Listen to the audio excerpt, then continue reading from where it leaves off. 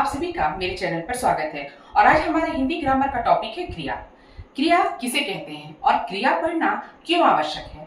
तो क्रिया हमें किसी काम के करने का बोध कराती है और क्रिया को वाक्य की आत्मा कहते हैं। कोई भी वाक्य क्रिया के बगैर अधूरा है या फिर अर्थहीन है।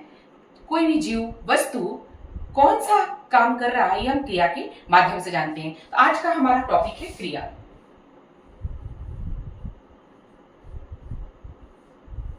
आज हम लोग देखेंगे कि क्रिया किसे कहते हैं और क्रिया के कितने भेद होते हैं और हर एक भेद को हम लोग पूरे डिटेल से पढ़ेंगे आती है। तो क्रिया किसी कार्य को करने या होने का हमें बोध कराती है कि कोई काम हो रहा है। जैसे सीता हंस रही है, मोहन गा रहा है, हाथी गन्ना उखाड़ रहा है। तो इसमें जो भी क्रियाएं वो कर रही है वो हमें क्रिया बताती है। जैसे सीता पढ़ रही है, तो सीता क्या कर रही है। क्वेश्चन हुआ कि सीता क्या कर रही, तो सीता पढ़ने का काम कर रही है। तो ये पढ़ना जो हुआ वो क्रिया हुआ। और क्रिया एक विकारी शब्द है। क्रिया एक विकारी शब्द है जिसका परिवर्तन लिंग, वचन और काल से होता है। जिसका परिवर्तन लिंग, वचन और काल से होता है। लिंग कहने का मतलब हुआ यहाँ स्त्रीलिंग या पुल्लिंग। वचन में हो गया एक वचन, बहुवचन और काल में हो गया भूत, भविष्य और वर्तमान। इनसे क्रिया में क्या होता है, परिवर्तन होता है। तो इन हम लोग ये तीनों एग्जांपल से हम लोग देखते हैं कि क्रिया में कौन कौन सी चीज परिवर्तित होता है। तो क्रिया क्या है, तो क्रिया वो शब्द है जो किसी कार्य के करने का बोध कराती है। तो अब हम लोग देखते हैं कि क्रिया में लिंग, वचन और काल से क्या परिवर्तन है। कि क्रिया में जो क्रिया एक विकारी शब्द है और विकारी शब्द में लिंग, वचन और काल से क्रिया में परिवर्तन होता है। तो उस परिवर्तन को हम लोग इस एग्जाम्पल के माध्यम से समझते हैं कि किस प्रकार वो परिवर्तन होता है। तो सबसे पहले हम लोग देखते हैं लिंग के द्वारा क्रिया में परिवर्तन।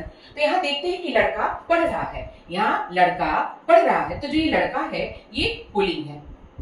दूसरा एग्जाम्पल देखते हैं, लड़की पढ़ रही है, लड़की यहाँ स्त्रीलिंग हो गई, लड़की स्त्रीलिंग हो गई। और जो ये सहायक क्रिया है, ये भी परिवर्तित हो गया।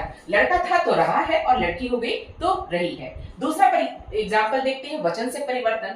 तो वचन में है लड़कों ने गाने गाए। तो यहाँ लड़कों, यहाँ क्या हो गया, ये हो गया हमारा बहुवचन, ये हो गया हमारा बहुवचन। और दूसरा एग्जाम्पल है लड़का गाना गाया। तो यहाँ दिखाई दे रहा है क्या वचन में परिवर्तन हुआ, तो यहाँ हो गया एक वचन।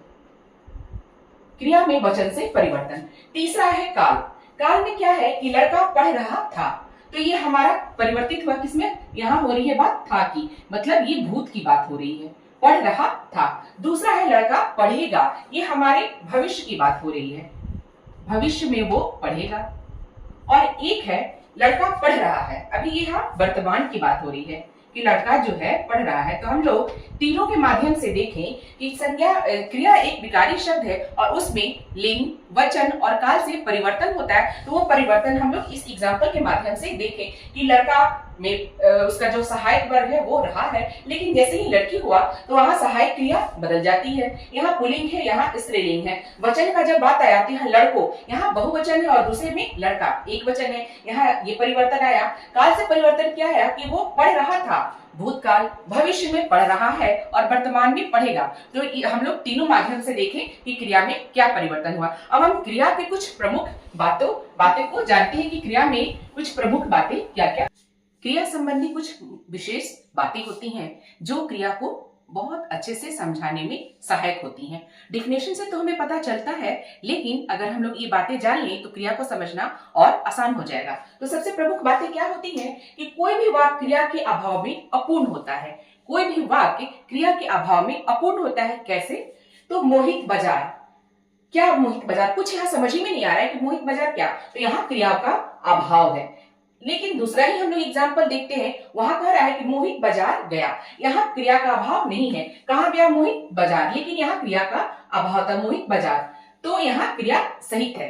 दूसरा एग्जाम्पल देखते हैं कि कुछ क्रियाएं स्वयं घटित होती हैं और कुछ क्रियाओं को हम लोगों को करना पड़ता है। जैसे जो अचानक वर्षा होने लगी तो वर्षा स्वयं हो रही है, लेकिन सीमा ने छाता खरीदा, यहाँ सीमा के द्वारा वो क्रिया कराई जा रही है कि किस चीज की, छाता खरीदने की क्रिया को कराई जा रही है। किसकी क्रिया कराई जा रही है, छाता खरीदने की क्रिया।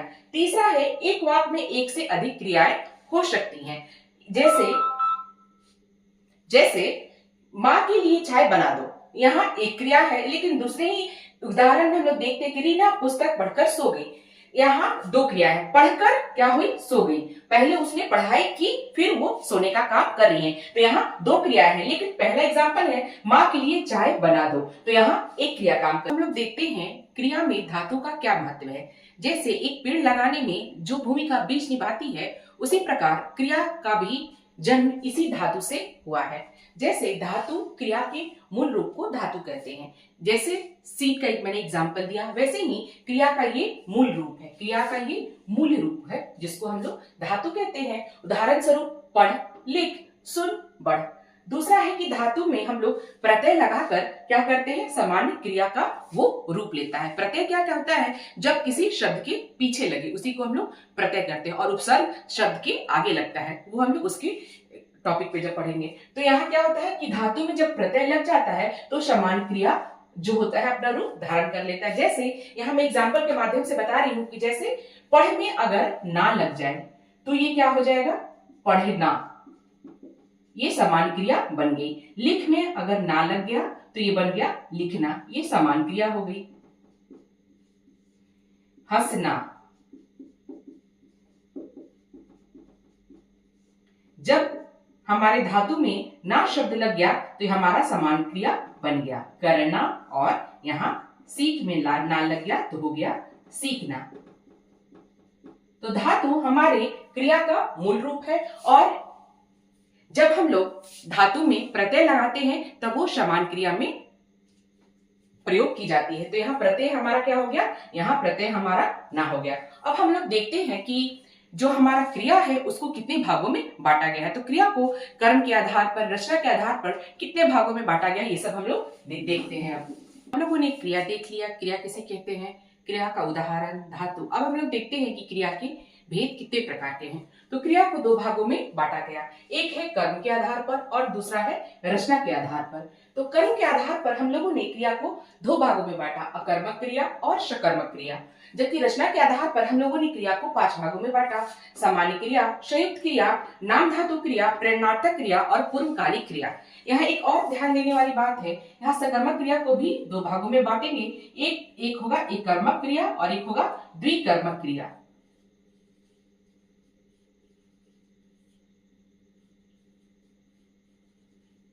तो क्रिया के दो भेद है। तो अभी हम लोग सबसे पहले कर्म के आधार पर क्रिया को दो भागों में बांटा गया है, उसको पूरे डिटेल में देखते हैं। तो सबसे पहले हम लोग देखेंगे सकर्मक क्रिया की अकर्मक क्रिया किसे कहते हैं। तो अकर्मक क्रिया वो क्रिया है जिसका फल पर, कर्म पर कोई प्रभाव नहीं पड़ता है, सीधा प्रभाव उसका कर्ता को पड़ता है। जिस क्रिया का फल कर्म पर ना पड़ के कर्ता को पड़े, क्या फल कर्म पर ना पड़ के किस पे पड़े, तो कर्ता पर पड़े। उदाहरण स्वरूप क्या है, बच्चे हंस रहे हैं, तानिया सो रही है। एक विशेष बात है कि अकर्मक क्रिया की पहचान कैसे की जाए कि वो अकर्मक क्रिया है या सकर्मक क्रिया है। तो उसका एक फॉर्मूला है कि उसके आगे हमें क्या और किसे लगाकर अगर हम लोग देखेंगे तो पता चल जाएगा कि वो सकर्मक क्रिया है या फिर अकर्मक क्रिया है। जैसे बच्चे रो रहे हैं, तो यहाँ हम लोग देखते हैं क्या बच्चे क्या रो रहे हैं या फिर बच्चे किसे रो रहे हैं, यहाँ भी कोई अर्थ नहीं निकला। सीता सो रही है, सीता किसे सो रही है या सीता क्या सो रही है, यहाँ भी कोई अर्थ नहीं निकला। और कुछ शब्द हैं जो अकर्मक क्रिया के अंतर्गत आते हैं, जैसे उठना, बैठना, जागना, हंसना, रोना। अब हम लोग देखते हैं कि सकर्मक क्रिया किसे कहते हैं। कि सकर्मक क्रिया किसे कहते हैं, तो सकर्मक क्रिया वो क्रिया होती है जिसमें कर्म का जो क्रिया है उसका फल कर्म पर पड़े। अकर्मक में क्या था, कर्ता पर पड़ रहा था, लेकिन सकर्मक में जो क्रिया का प्रभाव का फल है वो किसमें पड़ता है, कर्म पर पड़ता है। जिस क्रिया का कर्म हो, जैसे अब इसकी भी पहचान हम लोग क्या और किसे लगा के कर सकते हैं। तो देखते हैं उदाहरण के द्वारा कि रीना ने काम कर लिया। अगर हम लोग यह क्वेश्चन लगाते हैं कि रीना क्या कर लिया, तो रीना काम कर लिया। दूसरा कर ली, रीना काम कर ली। दूसरा है विशाल पतंग उड़ा रहा है, तो यहां भी हम लोग लगा सकते हैं विशाल क्या उड़ा रहा है, इसका आंसर मिल गया। विशाल क्या उड़ा रहा है, तो विशाल यहाँ पतंग उड़ा रहा है। दूसरा एग्जांपल है साक्षी केला खाती है, तो यहाँ हम लोग लगा सकते हैं साक्षी क्या खाती है, तो इसका आंसर हमें मिल गया, साक्षी जो है वो केला खाती है। तो इन माध्यमों से हमें पता चला कि ये शब्द हमारे सकर्मक क्रिया के अंतर्गत आते हैं। अब हम लोग देखते हैं कि सकर्मक क्रिया को हम लोग दो भागों में बांटे हैं। सकर्मक क्रिया को दो भागों में बांटा गया है, एक हुआ एक कर्मक और दूसरा हुआ द्विकर्मक।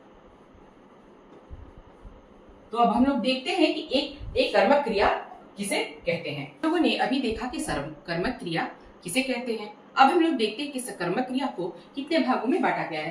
तो सकर्मक क्रिया को दो भागों में बांटा गया, एक कर्मक और द्विकर्मक। अब हम लोग देखते हैं कि एक कर्मक क्रिया और द्विकर्मक क्रिया किसे कहते हैं। तो एक कर्मक क्रिया वो क्रिया हो जिसमें केवल एक कर्म हो, जिसमें केवल एक कर्म हो, और द्विकर्मक क्रिया में क्या होता है, यहाँ दो कर्म होता है। अब इसको हम लोग इस उदाहरण के माध्यम से देखते हैं। तो एक कर्मक क्रिया वो क्रिया होती है जिसमें एक कर्म का प्रभाव हो, जैसे पिताजी खा रहे हैं, यहाँ पिताजी सिर्फ खाना खाने का कर्म कर रहे हैं, एक ही कर्म कर रहे हैं। मजदूर पुल बना रहा है। तीसरा है कामिनी पढ़ रही है, वह यहाँ सिर्फ एक ही काम हो रहा है। जबकि द्विकर्मक क्रिया वो क्रिया होती है जहाँ दो कर्म होते हैं, जैसे माली पौधे को पानी से सींच रहा है। माली क्या कर रहा है, तो माली पौधे को किससे सींच रहा है, तो पानी से सींच रहा है। यहाँ द्विकर्मक क्रिया हो गई।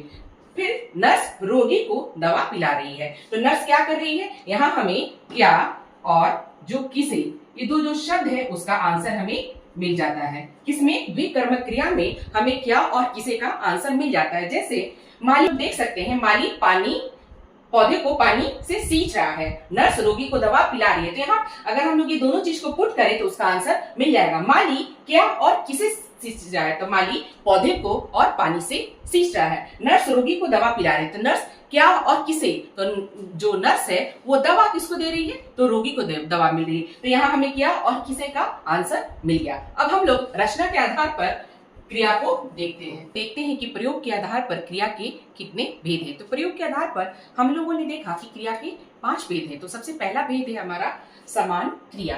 तो जब क्रिया एक पद में हो, जब क्रिया किसमें हो, जब क्रिया एक पद में हो तो उसे ही हम लोग समान क्रिया कहते हैं। जैसे माला बाजार गई, यह आम का पेड़ है। जैसे यहाँ क्या है, एक ही पद है, माला का कहाँ गई, तो माला बाजार गई। किस चीज का पेड़, तो ये आम का पेड़ है। तो इसमें क्रिया एक पद में है, तो इसीलिए यह सामान्य क्रिया होगी। अब अगला है हमारा संयुक्त क्रिया। संयुक्त क्रिया किसे कहते हैं वो देखते हैं। तो प्रयोग के आधार पर संयुक्त क्रिया क्या होती है, तो जब दो या दो से अधिक क्रिया बने लेकिन वो क्रिया एक ही पद में सम्मिलित हो जाए। क्या कह रहा है कि जब दो या दो से अधिक क्रियाएं से बने क्रिया पद एक क्रिया के रूप में प्रयोग हो। जैसे बढ़ई कुर्सी बना रहा है, रूपम नाच रही है। जो ये बना है ये क्या हुआ, हमारा मुख्य क्रिया हुआ, और ये जो रहा है ये हमारा सहायक क्रिया हुआ, सहायक क्रिया। यहां भी नाचना जो है मुख्य क्रिया और रही है वो सहायक क्रिया। संयुक्त क्रिया में दो पद इस्तेमाल हो लेकिन जब वाक्य बन के तैयार हो तो लगे कि वो एक ही पद है। जैसे अगर हम लोग यहाँ देखेंगे कि संयुक्त पद यहाँ क्या हुआ, तो यहाँ बना रहा है और यहाँ नाच रही है, यही हमारा संयुक्त क्रिया हुआ। तो संयुक्त क्रिया वो क्रिया है जब दो या दो से अधिक क्रिया से बड़ी क्रिया पद एक क्रिया में प्रयोग हो, उसी को हम लोग संयुक्त क्रिया कहते हैं। अगला क्रिया है हमारा नाम। अब हम लोग देखते हैं कि नाम धातु क्रिया किसे कहते हैं। तो प्रयोग के आधार पर तीसरा क्रिया है नाम धातु क्रिया। इसके प्रयोग में संज्ञा, सर्वनाम तथा विशेषण से ये क्रिया बना होता है। किससे, तो ये संज्ञा, सर्वनाम और विशेषण की इस क्रिया में मुख्य भूमिका होती है और इसके मिलने से ही हमारे नाम धातु क्रिया का निर्माण होता है।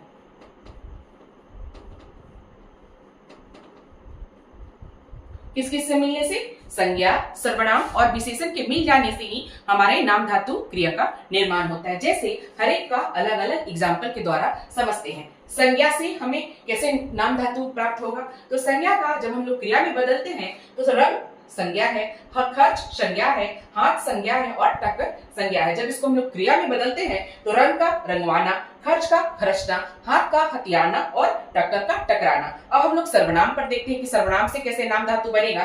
तो सर्वनाम में अपना से जब हम लोग क्रिया में बदलते हैं तो अपनाना, मैं से मिमियाना। जब विशेषण की बात आती है कि हम लोग विशेषण को नाम धातु क्रिया में कैसे बदलते हैं, तो गर्म, लंगड़ा और साठ ये एक विशेषण शब्द है। तो गर्म से गरमाना, लंगड़ा से लंगड़ाना और साठ से सठियाना। तो इस तरह से हम लोग देखें कि नाम धातु का निर्माण कैसे हुआ। अब अगला हम लोग देखते हैं, हम लोग प्रेरणार्थक क्रिया किसे कहते हैं उसको देखते हैं। तो प्रेरणार्थक क्रिया वो क्रिया होती है जब कर्ता स्वयं काम ना करके काम दूसरे से करवाता हो। प्रेरणार्थक क्रिया में क्या होता है कि कर्ता स्वयं कोई काम नहीं करता, वो काम किसी दूसरे से करवाता है, उसी को प्रेरणार्थक क्रिया कहते हैं। जैसे माँ धोबी से कपड़े धुलवाती है, सीता गीता से खाना बनवाती है। वो लोग स्वयं कुछ काम नहीं कर रहा है, लेकिन वो किसी के माध्यम से वो काम को पूर्ण करवा रहा है। जैसे प्रेरणार्थक क्रिया जब कर्ता स्वयं कार्य न करके किसी अन्य को काम करने को प्रेरित करते। क्या है, यहाँ स्वयं काम नहीं करेगा, कौन काम करेगा, कोई अन्य व्यक्ति काम करेगा। जैसे यहाँ माँ क्या कर रही है, माँ जो है वो धोबी से क्या कर रहा है, कपड़े धुलवाने का काम कर रही है। यहाँ प्रिया क्या कर रही है, यहाँ गीता से खाना बनवाने का काम कर रही है। तो जो ये हमारा प्रेरणार्थक क्रिया में क्या होता है, वो अपने काम ना करके दूसरे से वो काम को संपन्न कर रहा है, उसी को हम लोग बोलते हैं प्रेरणार्थक क्रिया। और प्रेरणार्थक क्रिया को दो भागों में बांटा गया है। कि प्रेरणार्थक क्रिया किसे कहते हैं। अब हम लोग देखते हैं कि प्रेरणार्थक क्रिया के कितने भेद हैं। तो प्रेरणार्थक क्रिया को दो भागों में बांटा गया है। एक है हमारा प्रथम प्रेरणार्थक क्रिया और दूसरा है द्वितीय प्रेरणार्थक क्रिया। यहाँ प्रेरणार्थक क्रिया और यहाँ ये हुआ हमारा द्वितीय प्रेरणार्थक। तो जो हमारा प्रथम प्रेरणार्थक क्रिया है, वहां इस क्रिया में क्रिया के साथ क्या आ जाता है, आ जाता है।